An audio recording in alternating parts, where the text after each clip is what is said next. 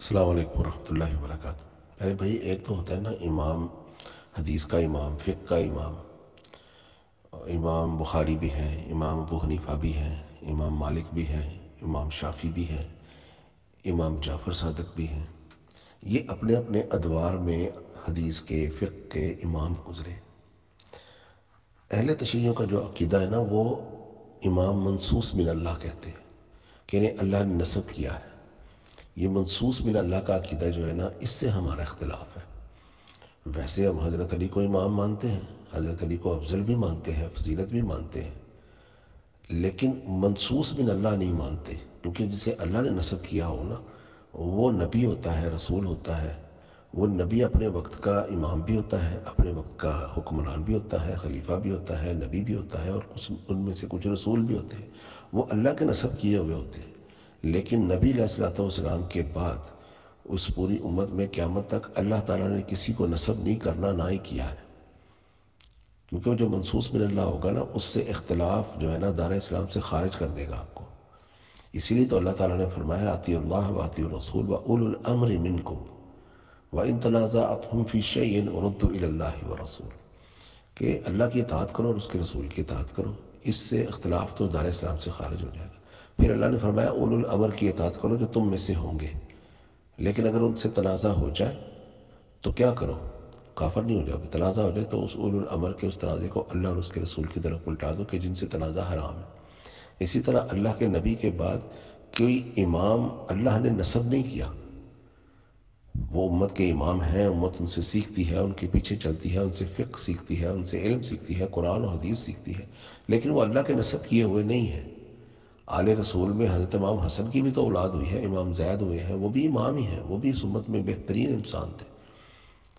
تو اپنے اپنے وقت میں یہ سارے امام ہیں، اعلیٰ ہے، افضل ہے، سب کچھ ہے۔ اگر انہیں خلیفہ خلافت ملے تو وہ خلیفہ بھی ہے۔ حضرت علی کو اور امام حسن کو خلافت بھی ملی ہے۔ آگے چل کے باقی کو بھی خلافت بھی اگر ملتی، لوگ انہیں اپنا حکمران چنتے تو وہ بہت اچھا تھا، وہ اس قابل تھے کہ انہیں چنا جائے، لیکن وہ لوگوں نے نہیں چنا۔ پھر وہ حکومت جو تھی، خلافت جو ملوکیت میں تبدیل ہو گئی۔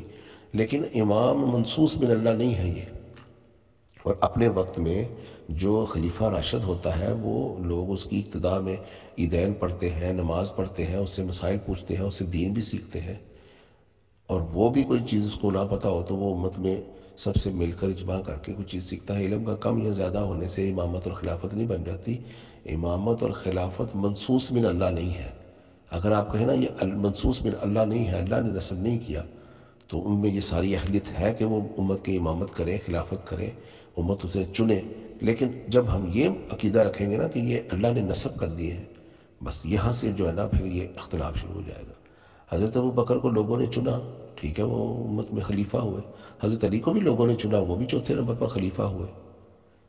تو منصوص من اللہ تو نہ ہوئے نا یہ۔ اگر منصوص من اللہ ہے تو پھر حضرت علی کی موجودگی میں کسی اور کو خلافت کی جو اختلاف کیا، وہ تو دار اسلام سے خارج ہو گیا، کیونکہ وہ منصوص من اللہ ہے۔ تو پھر اللہ نے جسے نسب کیا ہو تو اللہ قرآن میں بتائے نا، میں نے اسے نسب کیا، اللہ صراحت کے ساتھ بتائے، کیونکہ اس سے انکار کرنے والا تو کافر ہو جائے گا۔ تو اتنی امپورٹنٹ چیز اللہ نے بتائی نہیں، اور خود حضرت علی نے بھی کھڑے ہو کے اعلان نہیں کیا کہ میں نے اللہ نے نسب کیا ہے، اور میرا کوئی انکار ہی نہیں پھر کر سکتا۔ تو پھر ختم نبوت کیا ہوگی؟ بھائی نبوت اللہ نسب کرتے ہیں، اور نبی اپنے وقت کا امام بھی ہوتا ہے اور نبی بھی ہوتا ہے۔ اس کے بعد اس دین میں، اسلام میں، اس شریعت میں کوئی اور نبی نہیں آنا، کوئی اور امام نہیں آنا۔ اللہ نے کسی کو نسب نہیں کرنا۔ ہاں، وہ اپنی محنت سے اگر وہ حکومت حاصل کر لے، یا لوگوں کی رائے سے وہ خلافت حاصل کر لے، یا وہ اپنے علم اور عمل سے وہ اتنا عالم ہو کہ لوگ اس کی اقتداء میں آئے، اس کو اپنا امام بنائے، جیسے حضرت علی ہیں، تو بس ٹھیک ہے۔